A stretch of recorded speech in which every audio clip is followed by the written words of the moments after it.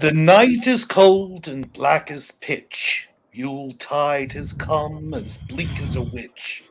Settle in, little children, and listen to a tale so dark and evil it will make you pale.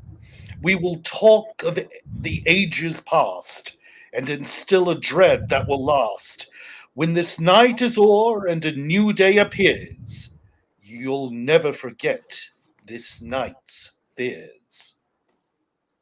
Long before the holiday cheer, there was a tradition of telling ghost stories before the celebrations. Now that has been lost, but hopefully we here at Strange Journeys will do our part to bring that tradition back. Join us this evening as we share with you some holiday strangeness in this special Creepy Christmas show. And hi, guys, I'm Tom. I'm your ghost host, and welcome to Strange Journeys Creepy Christmas. I want to say hello to all the watchers, and I want to say especially hello to Selena, one of our ETs that is finally able to be with us, which I forgot. Thank you. Hang on a second. Hang on a second. Hang on a second. Hang on a second. Where'd it go? Come on.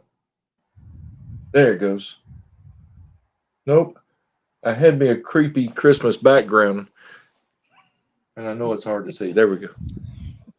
I forgot all about it. You can see a little snow and stuff back here. And I can see it. Very nice. Y'all get much snow down there in South Alabama? Oh, hell no. It has in the past, though. It has from time to time. It's just rare when it happens. Very rare. It doesn't last.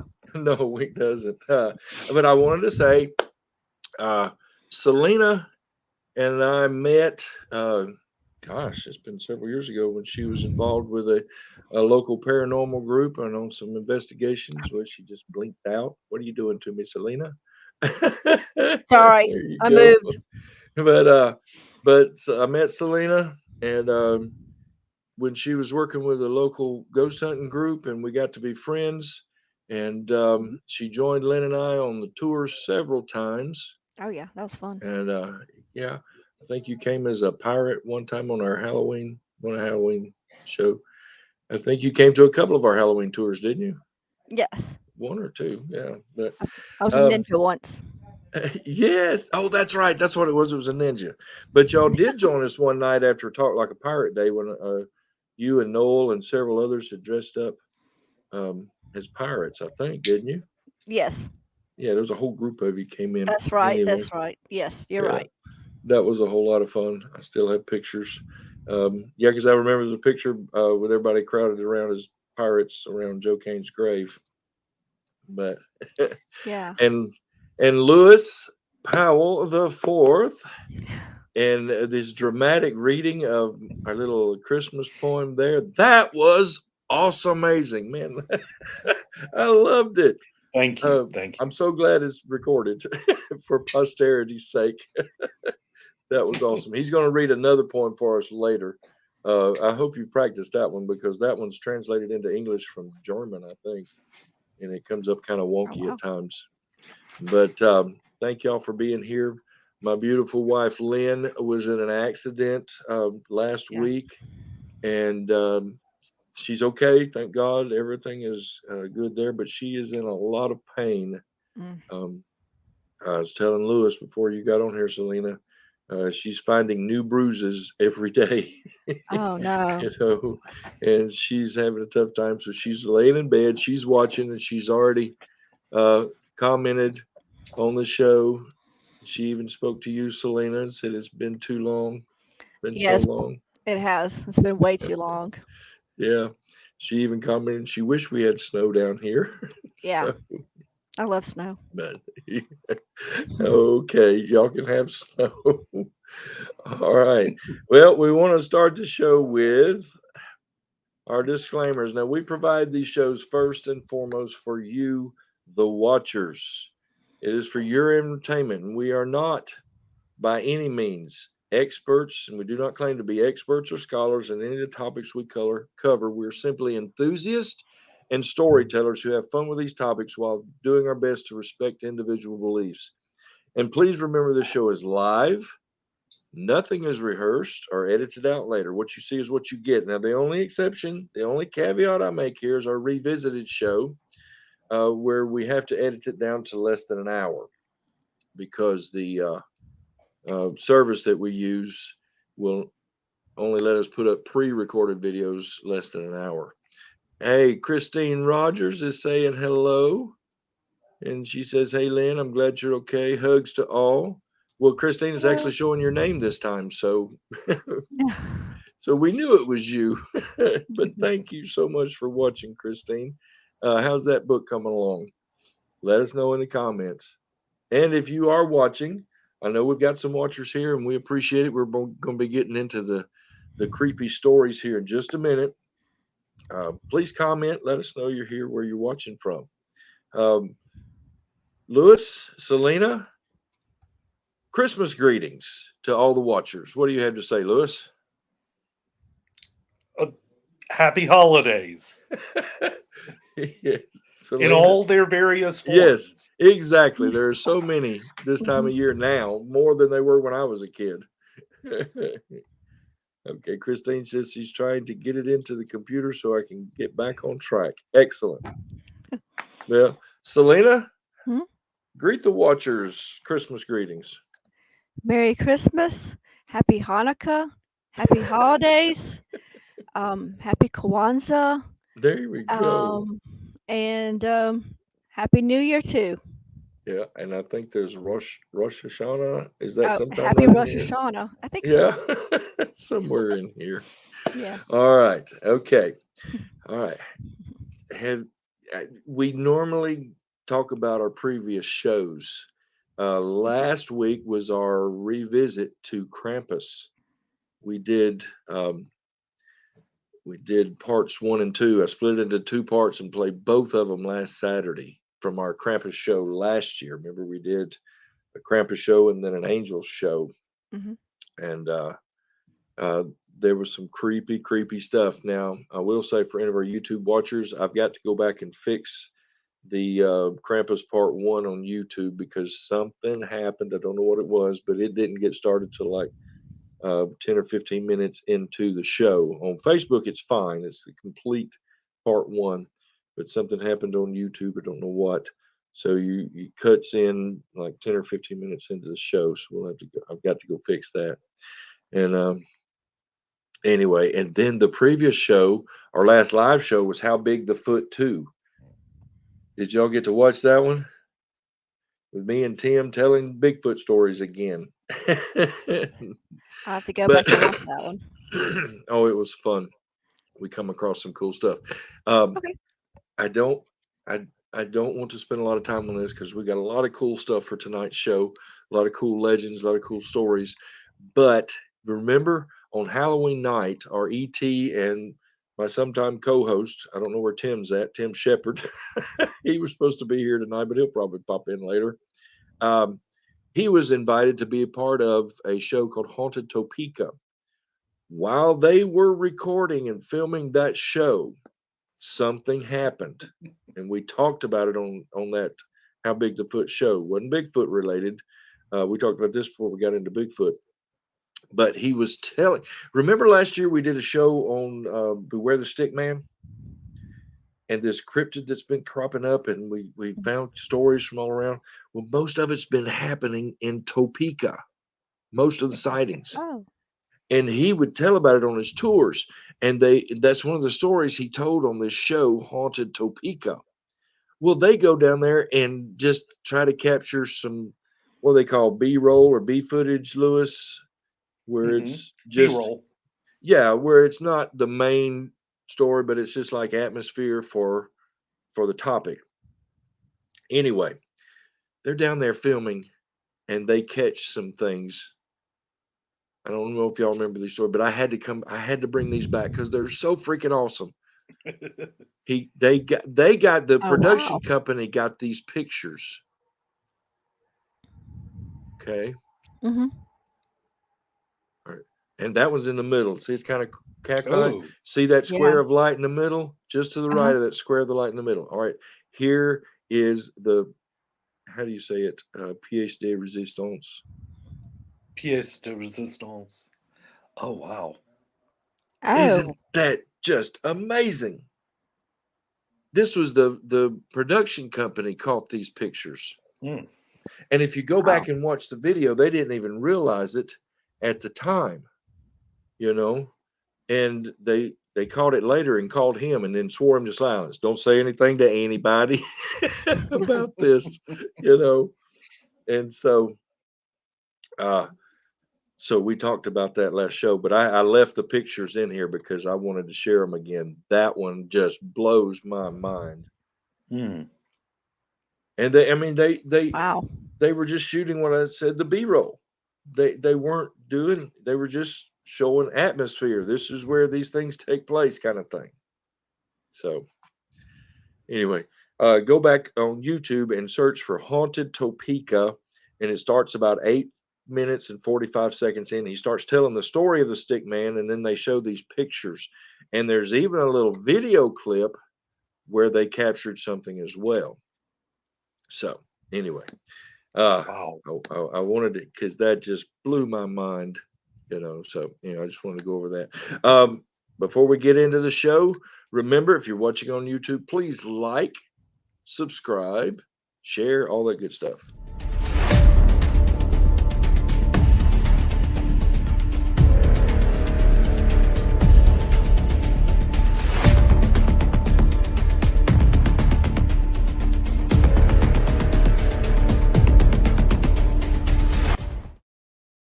Click that thumbs up and subscribe to the channel. Yeah, what he said. I was sitting there working on something for the show one day, and he just out of the blue said that, because I guess he watches YouTube videos all the time. I'm like, okay, I got to get this. My grandson Tristan, and if you can help us do what we do, we'd certainly appreciate it. One way you can do it is become a patron on Patreon.com.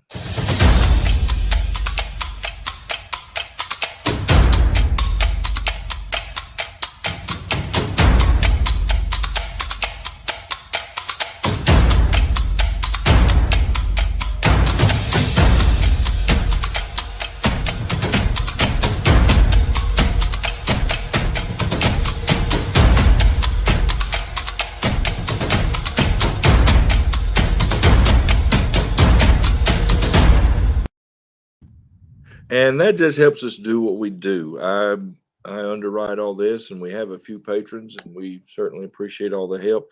And excuse me, as a matter of fact, I was just talking to Elizabeth White, one of our ETs, and she has that series of Time Life books on the strange and paranormal and all kind of stuff that was put out Mhm. 20, 30 years ago. She has the entire series. Oh, So cool. what she's going to start doing for our patrons is do a little short video, telling some of the different stories out of those books, and that ought to be pretty cool. Now, I have uh, those books somewhere behind me. A lot of books there. Kind of. yeah, Yeah. Lewis and I were talking about this before the show. Lynn and I just moved into a new place. If you notice, the background is different. Uh, and I mean, I'm a whole new place. And just after we got moved in, Lynn had a wreck, and she's Mm.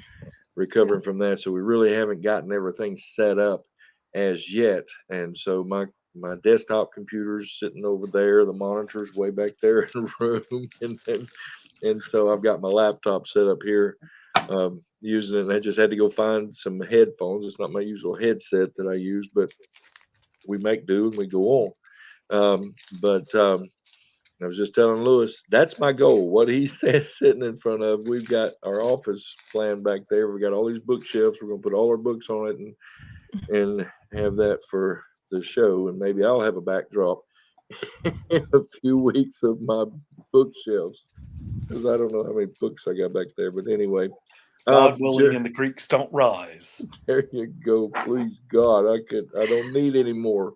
I don't need any more drama in my life right now. But I'm so glad I can be with you guys, Selena. I'm so glad you're on the show tonight. Thank you. Now, Me too. yes, well, good. Selena has been an ET for almost a year now, isn't it? I think so. Wow. Yes. This is our first chance to be on the show with us. So if you got some ghost stories, just be ready. Make a call on you here in a minute. And Selena, just feel free to jump in anywhere if you've got something to say or to add to anything, because you Okay. are an ET. During the Christmas season, we've got a special going on at strangestuff.live. Get your strange merch there. Um, I've got a banner scrolling across the bottom. Um, if you go in, find what you want, when you get to checkout, put in the code YuleCat, YULECAT. You'll see it there on the bottom of the screen. Um, Dagny had to share this with us. She snagged her a Strange Journeys pillow. Isn't that cool? That's awesome. Oh. Anyway, there's that, and there's stainless steel tumblers, there's coffee mugs, there's shirts, you name it, all kind of stuff, strange stuff. I'm gonna leave that rolling at the bottom of the screen so everybody can remember that. That's another way you can support the show. So if you go in there and buy shirts or mugs or whatever, that helps us do the show, and we certainly appreciate it. Now, why have people told stories, ghost stories, at Christmas? Well, it doesn't happen. We haven't seen it. Christmas, as celebrated in Europe and the US, was originally connected to the pagan winter solstice celebration, excuse me, and the festival known as Yule, Y-U-L-E. The darkest day of the year was seen by many as a time when the dead would have particularly good access to the living. Religious studies professor Justin Daniels told Omnia, a University of Pennsylvania blog. Now I'm getting tongue tied. And Christmas as a holiday has a cocktail of elements that invite ghosts. These are the short days of the year, and a weird mixture of pagan habits and grand religiosity obtains. Between all that and the rum punch, a few tall tales are bound to come out. Now, this was particularly true in the days before TV. By the time Charles Dickens came along with his Carol, which we'll talk about in a minute, the tradition of Christmas was fading. In fact, for most people, it was still a work day. And we in the modern era want to get mad at Ebenezer Scrooge because they were working on Christmas Day. Well, it was not a thing like it is now. back, in the late 1800s. It was a normal day. The Industrial Revolution meant fewer days off for everyone, and Christmas was considered so unimportant that no one complained. The decline of the holiday came courtesy of Oliver Cromwell, the Lord and Protector of England in the 17th century, and a Puritan who was on a mission to cleanse the nation of its most decadent excesses. On the top of the list was Christmas and all its festive trappings. Prior to this, he writes, Christmas was celebrated much the way it is in modern times, a lot of food and drink, decorations and singing. Of course, Cromwell famously banned Christmas carols. Medieval people from Britain and elsewhere also had Christmas I'm getting lost here. Also had Christmas ghost stories, but with a Christmas carol occurring the same time, the book The Christmas Carol came out about the same time Christmas cards were invented, because businesses were trying to create a more commercial holiday. Now, the ghost story tradition has made it into modern times, but not in a personal way. Let's put it that way. If you remember, where's it at? The song, The Most Wonderful Time of the Year. Does anybody remember that one? Yes. With parties yes. for Yeah. hosting, marshmallows for toasting, and caroling out in the snow, and scary ghost stories, and tales of the glories of Christmases long, long ago. I always heard that growing up, but we didn't tell ghost stories. But through modern eyes, Halloween might be a more appropriate holiday for ghosts, but Christmas actually makes sense. As Charles Dickens wrote, the ghosts of Christmas are really the past, present, and future swirling all around us in the dead of the year. They're a reminder that we're all haunted all the time by good ghosts and bad, and they all have something to tell us. That information came from the Smithsonian Mag website, Why Do People Tell Ghost Stories on Christmas? Now, a search of Adam Matthews' service newspapers of World War II, includes an extensive range of wartime publications, suggests that the tradition of telling ghost stories at Christmas was still very much alive in the 40s. What does that say? You can't have a Christmas without a ghost story. Now, this was back in World War II.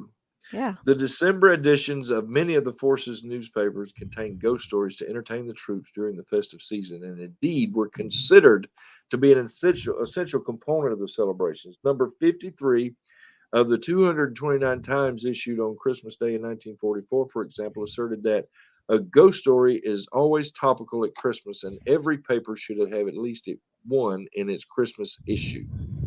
The December 1944 edition of Touchstone agreed that any self-respecting Christmas number should have a ghost story. At the same time, the Clarion, produced by Allied POWs in Stalag 8B, went on even further, suggesting that Christmas, more than any other season, is popularly regarded as a proper time to tell ghost stories and to argue on the subject of their existence. Perhaps the strongest evidence, though, comes in the form of a Christmas edition of the 8th Army News published on 25 December 1944, which boldly asserted that, what I just showed you, you can't have Christmas without a ghost story. So, here we are. Now, last year, we told Krampus stories, and some of those were dark, and some of these are dark. These are we're going to go over some traditions and legends first, but Krampus actually shows up in these that we're going to talk about here real quick. Then we're going to share some of the famous stories. But I didn't include Krampus for obvious reasons, okay? Because we'd already done a show completely about Krampus, and then last week we rebroadcast it. So we're going to start with probably the most, what can I say, the most prominent besides Krampus. And Lewis has done a lot of research on Frau Perchta. Well, Frau Perchta, or Perchta, Or Bertha. yes, Bertha in English, or Berta, I'm is sorry, I thought that was so funny she's when I came across that. I'm sorry, I don't mean to interrupt you, but when I came across the English name, I'm like, I know some Berthas. Go ahead, man. well, she is Excuse me. essentially a Christmas witch, and she comes to us as a goddess the from Alpine paganism, which is that brand of paganism found in Upper Germany or Austria, in those regions of the Alps. Um, According to Wikipedia, her name may mean the bright one and is possibly related to the name Berchtentag, meaning the feast of the Epiphany. Um, it is quite possible that she comes out of some of this Germanic folklore regarding the goddess Holda, and she may be related to several other female figures in that folklore. But she is described as appearing either as a beautiful or snow white woman, or perhaps sometimes she is seen as elderly and haggard. And she actually has a very large foot. What? This foot is called a goose foot or a swan foot, and it is believed that perhaps the strange foot is supposed to symbolize the fact that she can actually shapeshift into an animal form. Um, let's see. Wow. So she is known to roam the countryside during the midwinter, and she enters homes during the 12 days between Christmas and Epiphany. Um, that's the usual celebration back in the Middle Ages. There were 12 days that were given to everyone. They were 12 days off that they would celebrate this midwinter feast. And during this time, she enters the homes, and she is able to discern whether or not the children or the servants have been bad. And And this is where it if gets a little dark. yes, if they have been good, they may find a small coin the next day in a shoe or a pail. And if they have not been bad, she would split their bellies open, remove their stomach and guts, and stuff that hole with straw and pebbles. And she was particularly concerned whether or not the young ladies of the household had done all of their spinning for the year. Right. And also, let's see, there's also a tradition that if someone ate something the night of her feast day, other than the traditional meal of fish and gruel, she would also use that as a reason to cut open their bellies and stuff them with straw. Well, So, she's about as bad as Krampus. yes, Yeah. yes, indeed. She's essentially just the female counterpart. Right. Yes.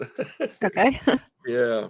Wow. Now, in our notes, I had a couple more legends, but I may jump ahead here because is she considered, Lewis? I think you've done a little more research than I have. Mhm. Is she considered the mother of the Christmas lads, or the I the don't know. oh crap, what is it? Um, Because I know the 12 the lads, Yule lads. the Yule lads. Um, Because they had a She- mother too, but I'm trying to remember if they're connected to her. I don't know. But of course that is the Yule lads, according to the notes here, they are Icelandic. So there is Right. Okay. Yeah, possibly that's right. some That's right. relation. Well, the Yule lads to me sounds like where we came up with Snow White and the Seven Dwarfs, the Grimm brothers, Yes. because these guys, um, there's according to tradition in Iceland. The reason I'm asking is because I read something or saw a video about these guys about their mother also. But anyway, these the Christmas lads or Yule lads or the Icelandic version. According to tradition, a different one comes each night. There can be anywhere from 9 to 22 of them. They are believed to be benevolent, bringing small gifts and candy. But at one point they had a bit of a bad reputation. They're said to be the sons of two mountain trolls that would terrorize children during the Yule season if they misbehaved. Each of their names described what they do. Now, this is crazy. This is where it reminded me of Snow White and the Seven Dwarfs. You had Sheepcoat, who harasses sheep, Gully Gawk, hides in gullies to sneak into the cowshed and steal milk, Stubby steals pans to eat the leftover crust, Spoon Licker, Mm-mm. okay, I don't know what Spoon Licker does, Pot Scraper steals the leftovers, and then there's Bowl Licker. And then there's Door Slammer, scares the crap out of everyone in the middle of the night. Scare Gobbler, he loves Icelandic dairy products. Doorway Sniffer, uses his giant nose to sniff out more smooth food. Meat Hook, uses a hook to steal meat. And then there's Sausage Swiper, Window Peeper, and Candle Stealer. All right. I don't want to go to the next thing just yet. I want to cover a couple of the other items and close with their pet. I tell you what, the Greek goblins around southern Europe. There's the legend of. Can one of y'all pronounce that? I can't. Karakankolos. Good enough for me. Sounds right. They live in the underground throughout the year and only come up during the 12 days of Christmas. Most say they're more annoying than harmful, pulling pranks, causing mischief, and demanding piggyback rides from humans. But in Turkey, it's a different story. They'll hang out on the streets at night and ask seemingly ordinary questions to people they meet. If you don't answer the questions correctly, the goblin kills you. The correct answer is Kara, which is Turkish for black. I don't get that. I guess if you're walking around at night and somebody comes up and asks you a stupid question, you just answer black to everything, just to be on the safe side. Another favorite hobby is calling out people while imitating the voices of their loved ones, luring them out into the cold in the hopes that they'll freeze to death. Now These all sound like trickster spirits. Yeah. Yeah. Or even poltergeists. True. Yes. Except for the next one. Now, I had never heard of this one until we started digging in this. Christmas werewolves. Well, Lewis, what is that word there? Prikolichi, I would Look at you. You are one of the most talented men I've ever known that you can pronounce some of these words. Well, Yeah, don't Romanian. try me on any of the Icelandic words. Oh, okay. Yeah, and Lynn said, no matter the question, there is only one answer. Kara. Just if you're walking around where the Greek goblins are at, just somebody asks you a stupid question, just like Kara, we got it. Perhaps that Anyway. might be a good answer if your wife asks you if those pants make her look fat.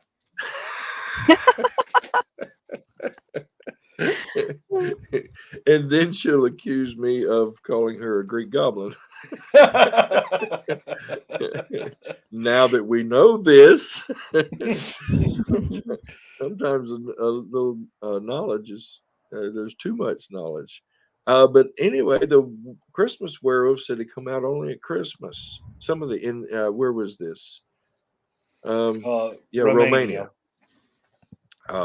They're like dogs who adore winter because they get to roll around in the snow when they're not killing people. That is, but they're unique. And they don't reproduce by biting their victims. They're the hairy, reanimated corpses of evil men who committed violent crimes and who just can't seem to get enough of that bloodletting. And if that's not bad enough, they won't stay dead. After one of these Christmas werewolf dies, it comes back again, this time as a vampire. It just gets worse for these guys. And it's said to increase during the Christmas season. And the humans they killed this year was they, let's see, makes sense seeing as wolves are social animals. They got to check in on grandma, of course, and Little Red Riding Hood, visit the in-laws, count up how many humans they killed this year and set a new goal for next year. That's from an article on thethings.com, 15 terrifying Christmas stories. Now, before we leave the legends and traditions, traditional, Elizabeth, oh crap, I forgot about that one down there. The Miculus, the Czech version of Santa Claus. But in their tradition, the presents are brought by the baby Jesus. This Miculus wanders the countryside accompanied by an angel and a demon. But Lynn said, Lewis, that's funny. Smart women don't ask that. It can lead to nothing good. That's true. But the Miculus, the Miculus and its angel and demon come weeks before Christmas, usually around December 5th, to judge the children. The children who are found good are left with candies and fruits tucked in their shoes. Those who are bad are threatened to be put in a sack and taken to hell. In order to avoid this fate, the children must recite a poem or sing a song. And even then, they're only given a lump of coal or a potato. To make matters even creepier, in most towns, this is celebrated. Miculus and his escorts receiving a list from the parents in advance. At each home, food and alcohol are provided for the three. That's probably a good idea. If Miculus is coming by, plenty of food and plenty of alcohol. The men can be quite drunk and scaring the children to the point of tears and confessing to things they never did because they're afraid this Miculus is coming by. But I was going to say one of the these creepy traditions was brought to us by Beth White, and I think Tim had done some research on it and stuff. And so Lewis is going to read us the Yule Cat poem, but tell us a little bit about Yule Cat before you read the poem. Yule Cat is it's considered one of the companions of the Christmas lads or the Yule lads in Iceland, and this is a vicious cat that's described as lurking about the snowy countryside during Christmas time and eating people who have not received any new clothes to wear before Christmas Eve. He is the house pet of Gryla and her sons, the Yule lads. Though referred to as an ancient tradition, written accounts of the Yule Cat have only been located as recently as the 19th century. The threat of being eaten by the Yule Cat was used by farmers as an incentive for their workers to finish processing the autumn wool before Christmas. The ones who took part in the work would be rewarded with new clothes, but those who did not would get nothing and thus be preyed upon by the Yule Cat. The cat has alternately been described as merely eating away the food of ones without new clothes during Christmas feasts. The perception of the Yule Cat as a man-eating beast was partly popularized by poems of, and I cannot pronounce that name. Johannes is the best I can do on that one. I would go with Johannes Kötlum or Cortland, something like as with the rest of the folklore. Okay. So this is a translation of Mr. Kötlum's poem. Um, it is entitled "The Yule Cat." You all know the Yule Cat, and that cat was huge indeed. People didn't know where he came from or where he went. He opened his glaring eyes wide, the two of them glowing bright. It took a really brave man to look straight into them. His whiskers sharp as bristles, his back arched up high, and the claws of his hairy paws were a terrible sight. He gave a wave of his strong tail, he jumped and he clawed and he hissed, sometimes up in the valley, sometimes down by the shore. He roamed at large, hungry and evil, in the freezing Yule snow. In every home, people shuddered at his name. If one heard a pitiful meow, something evil would happen soon. Everyone, everybody knew he hunted men, but didn't care for mice. He picked on the very poor that no new garments got for Yule, who toiled and lived in dire need. From them he took in one fell swoop their whole Yule dinner, always eating it himself if he possibly could. Hence it was that the women at their spinning wheels sat spinning a colorful thread for a frock or a little sock, because you mustn't let the cat get a hold of the little children. They had to get something new to wear from the grown-ups each year, and when the lights came on Yule Eve and the cat peered in, the little children stood rosy and proud, all dressed up in their new clothes. Some had gotten an apron, and some had gotten shoes, or something that was needed. That was all it took. For those who got something new to wear stayed out of the pussy cat's grasp. He then gave an awful hiss, but went on his way. Whether he still exists, I do not know, but his visit would be in vain if next time everybody got something new to wear. Now you might be thinking of helping where help is needed most. Perhaps you'll find some children that have nothing at all. Perhaps searching for those that live in a lightless world will give you a happy day and a merry, merry Yule. That's just they if they didn't get good clothes, they get punished. Well, and reading that last part, it Uh-huh. struck me that essentially this is a reason. It's Right. giving a reason for people to help the poor, to help those Yes. in dire need. Yes. So actually, it's kind of a good thing. It is. And that I'd forgotten. Forgive me. I forgot I had pictures of all this. There's the Yule cat. I put a couple while you were reading. But here's Frau Per. How do you say her name? Frau Perchta? Perchta. Perchta. Oh, wow. A couple of pictures of her. And then, where's she at? And then the goblins. These are the Greek wow. goblins. Ew.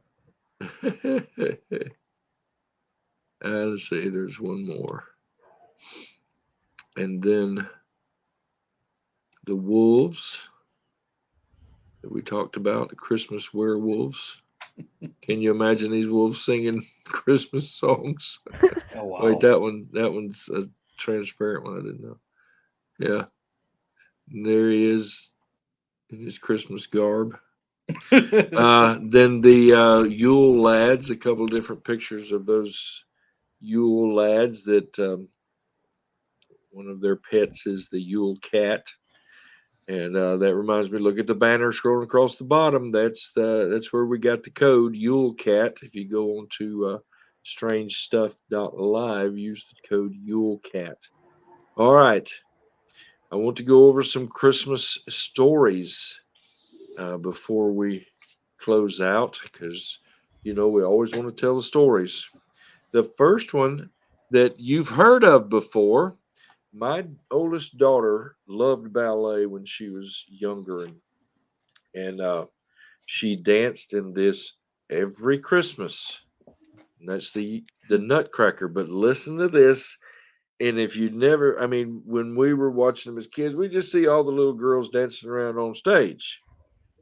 We didn't think about the story. The story starts with a young girl named Marie. She receives a nutcracker for Christmas, which her brother breaks trying to crack a particularly large nut. She patches the doll up with some ribbon from her dress until her clockmaker godfather can properly fix it up. That night, while everyone's asleep, Marie sneaks back downstairs to be with the nutcracker. But as the clock strikes midnight, things go from mildly creepy doll obsession to full blown horror movie. Rats pile into the house from seemingly nowhere, led by the seven headed Mouse King. Seven headed Mouse King. You're never going to look at Nutcracker the same. Okay. No. Wow. Marie finds herself magically shrunk to a mouse's size, but lucky for her, all of the other dolls, many of them toy soldiers, spring to life and start battling the rats. They're led by none other than the Nutcracker. It doesn't go too well for the dolls until Marie takes off her slipper and chucks it at the Mouse King, distracting him long enough for the Nutcracker to kill him. Marie passes out, and when she wakes up normal size, the room is a mess, and there are seven tiny crowns scattered around her. Years later, Marie professes her love for the Nutcracker, and that night finds herself doll-sized again. This time it's permanent, and she spends the rest of her days living with the Nutcracker. Like I said, I know I'll never watch Nutcracker the same way again. Nor I won't either. No. Golly. That is just creepy. A war between the dolls and the rats. That's just, and the seven-headed Rat King. Probably the most famous is A Christmas Carol by Charles Dickens, 1843. The miserly Ebenezer Scrooge is thoroughly haunted by three ghosts until he is scared into embracing the Christmas spirit. Marley was dead to begin with. There is no doubt about that. The register of his burial was signed by the clergyman, the clerk, the undertaker, and the chief mourner. Scrooge signed it, and Scrooge's name was good upon change for anything he chose to put his hand to. Old Marley was as dead as a doornail. Mind, I don't mean to say that I know of my knowledge what is particularly dead about a doornail. I might have been inclined myself to regard a coffin nail as the deadest piece of ironmongery in the trade, but the wisdom of our ancestors is in the simile, and my unhallowed hand shall not disturb it, or the country's done for. You will there permit me to repeat emphatically that Marley was as dead as a doornail. Selena, do you have your outline pulled up? I didn't know if either one of y'all wanted to go over. I mean, I've just done excerpts of the next few stories. If one of y'all wanted to read some of those. I'll take The Haunted Christmas Feast at Alcatraz. Okay. Did you want to read one, Selena? I can read the Nurse's Story by Elizabeth Gaskell. Go ahead. Okay, sure. Okay. A classic Gothic Victorian ghost story, replete with ancestral secrets, organ music. I turned towards the long, narrow windows, and there, sure enough, I saw a little girl, less than my Miss Rosamond, dressed all unfit to be out of doors, such a bitter night crying, and beating against the window panes as if she wanted to be let in. She seemed to sob and wail, till Miss Rosamond could bear it no longer, and was flying to the door to open it, when all of a sudden, and close upon us, the great organ pealed out so long and thundering it fairly made me tremble, and all the more when I remembered me that, even in the stillness of that cold, dead weather, I had heard no sound of little battering hands upon the window glass, although the phantom child had seemed to put forth all its force, and although I had seen it wail and cry, no faintest touch of sound had fallen upon my ears. Whether I remembered all this at the very moment, I do not know. The great organ sound had so stunned me into terror, but this I know, I caught up with Miss Rosamond before she got the hall door opened, and clutched her, and carried her away, kicking and screaming, into the bright, large kitchen, where Dorothy and Agnes were busy with their mince pies. Ooh, a phantom child. Ooh. What did it say? It was standing outside. Let's see. Yep. Yep. Beating up against the window panes as if she let it. She seemed to sob and wail. That would be creepy to look over and see a little kid. All right, Very. Between the Lights by E.F. Benson, 1912. Well, let us say for the moment that it was not a dream exactly, but a hallucination. Whichever it was, in any case, it haunted me for months, I think. It was never quite out of my mind, but lingered somewhere in the dusk of consciousness, sometimes sleeping quietly, so to speak, but sometimes stirring in its sleep. It was no good my telling myself that I was disquieting myself in vain, for it was as if something had actually entered into my very soul, as if some seed of horror had been planted there. And as the weeks went on, that seed began to sprout so that I could no longer even tell myself that a vision had been a moment's disorderment only. I can only say that it actually affected my health.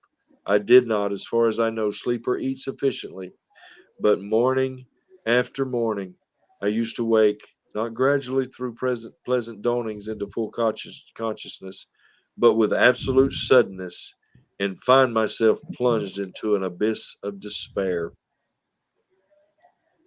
And then Dark Christmas by Jeanette Winterson. This is just from 2013. In this contemporary tale, an idyllic Christmas vacation is troubled by the appearance of a manager and footsteps in the empty attic. We are lucky, even the worst of us, because daylight comes. It was a brooding day, that 21st of December, the shortest day of the year. Coffee, coat on, car keys. Shouldn't I just check the attic? The second stairs was narrow, a servant's staircase. It led to a lath and plaster corridor, barely a shoulder width wide. I started coughing. Breathing was difficult. Damp had dropped the plaster in thick crumbling heaps in the floorboards. As below, there were three doors. Two were closed. The door to the room above my room was ajar, and I made myself go forward. So you'll have to go find these stories and find out what all they're talking about there. All All right, right. Lewis, The Haunted Christmas Feast at Alcatraz. I love this one. The island of Alcatraz, off the coast of San Francisco, has a long and spooky history. In its early days, Native Americans allegedly used to banish miscreants to the island as punishment, where were reportedly plagued by the local spirits. Of course, the island later became a notorious federal prison in 1934, and it housed criminals such as Al Capone and the famous Birdman of Alcatraz. And they were housed here before it was shut down in 1963. And of course, today, visitors to the island report hearing screams, the clanging of metal doors, the sounds of voices within the walls, and experience all types of other paranormal activity. One of the more famous tales associated with the island supposedly occurred in the 1940s when the warden James Johnson held a Christmas Day party at his residence for the staff of the prison. The good cheer is said to have been brought to a swift halt when an apparition sporting mutton chop whiskers and a gray suit appeared. The temperature in the room plummeted and the fire blew out Wow. before returning to normal when the spirit disappeared about a minute later. The rattled guards were too scared to stay in the residence, and the rest of the Christmas celebration ended abruptly. Wow. Yeah, and that would be kind of startling just to sit there, the temperature drops, fire goes out, and then this guy shows up with the big mutton chop. Oh man. Um, Selena, you want to tell us, read the Mistletoe Bride, and then I will read the Headless Horseman? Sure. And I can take the murdered highwaymen. Yes. Okay. All right. In the early 17th century, a young woman named Anne was to be married on Christmas Day at Bramshill House in Hampshire, England. After the ceremony and feast, as was tradition at the time, the guests were all set to carry the bride to the bedchamber. Anne suggested a game be played and asked for a 5-minute head start before the guests came to find her. Everyone searched long and hard for Anne, but no sign of her could be found. At first they thought she had played a merry trick, but soon a sense of unease fell over the guests. The bridegroom, Lord Lovell, was distraught, and guests began to whisper that she must have fled. Days, weeks, months, and years passed, and Lord Lovell never stopped looking for his bride. One day, some 50 years after her disappearance, Lord Lovell was up in the huge attic of the sprawling mansion, where he began tapping on the oak paneling. As he knocked, a long hidden secret door sprung open, and inside he found an ornate wooden chest. He pried Wow. open the heavy wooden lid, and there, still in her wedding dress and clutching her mistletoe bouquet, were the skeletal remains of his beloved. Wow. The scratch marks on the inside of the lid of the chest attested to her desperate but futile effort to free herself from her hiding space. While the story appears in many variations, Bramshill House is thought to be the most likely site. Oh man. 50 years. Yeah. Well, I mean, how did she end up in the the box, the wooden chest in the attic? That's just Well, she was playing She was hide and hiding, seek, and she found the best yeah, hiding spot. but couldn't I get guess out. so. Well, she ranks up there with Bigfoot as hide and seek champion. Well, she would be in Yeah, second place because she was eventually found. true. Wow. The Headless Horseman at Roos Hall. Roos Hall in Suffolk lays claim to being one of the most haunted houses in England. The 16th century hall has a number of sinister connections, including a gruesome hanging tree and an oak tree planted at the site of an old gibbet where numerous criminals were hung. To make things even spookier, inside one of the building's cupboards, the mark of a devil's cloven hoof is said to be imprinted. But perhaps the most dramatic haunting is supposed to happen every Christmas Eve. Legend has it that a headless horseman clatters down the driveway with his 4 black horses, pulling a phantom coach, terrifying anyone who witnesses him. And do you reckon that's where Washington Irving got the idea for the headless horseman? Yeah. Perhaps, Because perhaps, his was, perhaps. yeah, there was a TV show for a while about a modern setting, and somebody had come from that transported through time. Do you know what I'm talking about? Um, God, we used to talk about it on the tour because a guy from Mobile was in the show. Oh, my mind just. What was the name of the town? Do you remember? where the Headless Horseman took place? Sleepy Hollow. Yes, because that was the name of the book, actually. Yeah, there was a show called Sleepy Hollow a few years back. And Okay. a Right. Yeah. guy from Mobile, and it was supposedly somebody from back in the 1700s when Washington Irving wrote the story came forward in time, and he's having to figure out who he is, and there's supernatural stuff going on. I've seen a couple of them, but anyway. All right, we have one more story, guys, unless you guys have something else. But Lewis, tell us about the murdered highwayman in Kent. Okay. One Christmas Eve near the close of the 18th century, a notorious highwayman named Gilbert is said to have stopped a coach and horses on the Hawkhurst Road in Marden, Kent. The coach contained a young lady and her father, and Gilbert ordered them out onto the road. Just as the girls stepped out, the horses bolted, taking the coach and her father with them. The young lady was left alone on the dark road with the highwayman, and as she looked into his face, she recognized him as the very same highwayman who had murdered her brother some years earlier.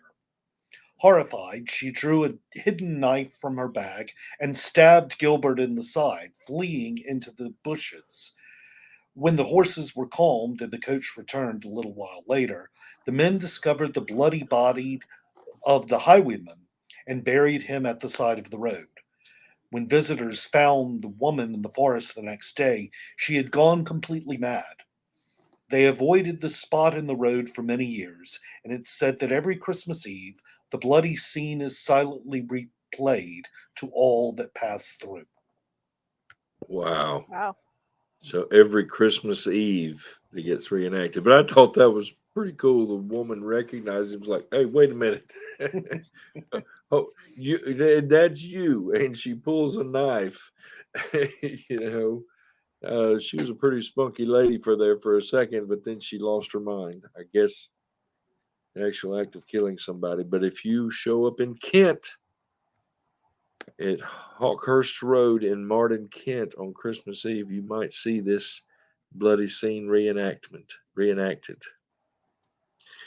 Well, thank you guys for being with us for Creepy Christmas. I hope this has fulfilled your requirement of creepiness for Christmas. Lewis, any closing thoughts? Or do you have any more stories? Actually, I do. Good. I have one kind of brief story. This is a story I wrote just a few years ago. It's from the small town of Fairmont, West Virginia, and I titled it "It Came Upon a Midnight Clear." Oh, wow. And this happened late one Christmas Eve some years ago.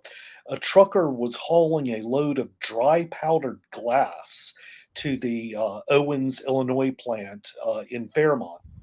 And after he passed through Grafton, West Virginia, the trucker drove north on West Virginia Route 310, which is also known as Old Grafton Road. He passed through the Tygart Valley River, or past the Tygart Valley River, and it parallels the road for part of the journey. And near a place called Valley Falls Road, the trucker noticed that there was this odd figure off the side of the road trying to wave him down. So he stopped his truck, he gets out of his rig and walks over to the ditch on the side of the road, and there's this young woman standing there in a red gown, and she was soaking wet, and her hair was matted, and she begged the driver to take him or take her to Fairmont. So the driver knew that he was going to be late with his delivery, but he decided he couldn't just leave this woman standing by the side Right. of the road. So Right. he helps her into the cab of his truck, and he grabs one of his coats and puts it over her shoulders. Um, and the driver asks, "Where do you need me to take you?" And she says, "Well, I need to be dropped off at Cook Hospital." So the the driver ended up taking her into town, and despite the fact that Cook Hospital had since been replaced by a modern hospital. So he drove up to the old location of Cook Hospital and he drops her off in front of this old building. And well, he stops his truck. He gets out to open the door and let the young woman out. And when he opens the door, he finds that the seat is empty except for his coat. And so he headed on to the glass plant, and he told the manager that this was the reason why he was late, and the manager decided to fire him over that, despite it being Christmas Eve. Wow. But this is a tale that has been told around West Virginia for many years. It was taken up by Ruth Ann Music, who was one of the primary West Virginia folklorists, and this is a story that has been told for many years since. Wow. And will be retold. Yes. Yeah. Again and again. We've got it down, just like you reciting those poems. It's recorded now. Yes. On our Yes. show. Oh, that was awesome. You have another? I don't have any more. Okay, Selena, you got any ghost stories? Nothing Christmassy. No. Sorry. Okay. All right, we'll let it slide this time. Thank you. we'll make sure that Selena gets back on here with us again in the future. Yeah. So I'll get to that in a minute. Thank you guys for being here. As we've seen, there's definitely a precedence for telling spooky ghost stories this time of years. So, what strange tale are you going to tell this Christmas Eve? You're going to tell the story of Frau. Say it for me, Lewis. Perchta? There we go. You're going to tell the Yule Cat, the Nutcracker, A Christmas Carol, the Mistletoe Bride, the Headless Horseman, or the trucker that picked up the lady at, what'd you say, took her to Cook County Hospital? In Fairmont, Are West you- Virginia. Yes. Are you going to share one of your own? Whatever you decide to share, please remember to keep it spooky, keep it creepy, but most importantly, keep it strange. Merry Christmas, watchers. Now, next week, we've got our revisit Angels Among Us for our Christmas show from last year, parts 1 and 2. We're going to have both of them next Saturday, December 18th. So be watching for that. And then the next live show will not be until January 1. So there's going to be some changes next year, probably a time change on when we go live, but we will still be sharing the strange journeys that we enjoy. Thank y'all for being with us.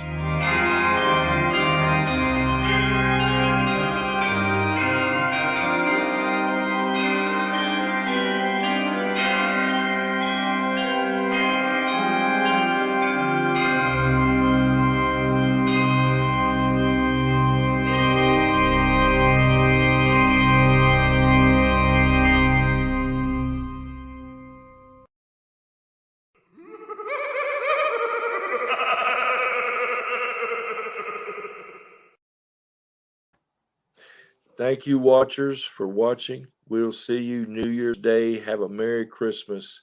Good night, everybody. Bye-bye. Happy holidays. Merry Christmas.